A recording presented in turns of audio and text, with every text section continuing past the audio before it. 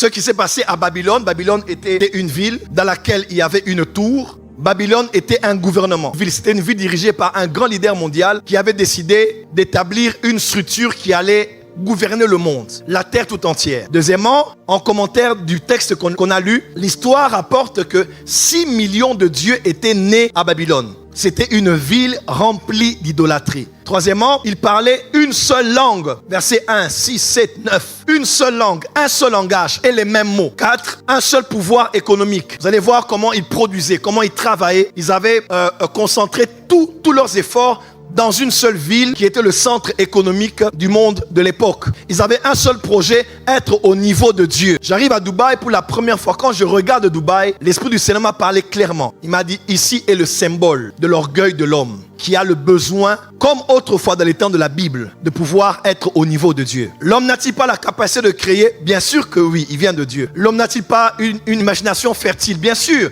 avec ce que l'homme a compensé, il a fait beaucoup de choses. Mais regardez ce qui se passe à Dubaï par exemple. En fait, ils ont fait Dubaï après avoir été en Occident, en Amérique, ici, partout. Ils ont pris le meilleur de tout ce qu'ils ont vu et ils sont venus faire Dubaï. Dubaï, c'est 1000 fois mieux qu'ici. Des fois, on est impressionné par le peu qu'on a ici. Moi, j'aime Paris à cause de l'âme et de l'histoire, de ce qu'on peut voir, des monuments, des maisons et consorts. Mais quand tu es là-bas, c'est trop beau pour être vrai. C'est à la limite comme un dessin animé ou bien un jeu vidéo.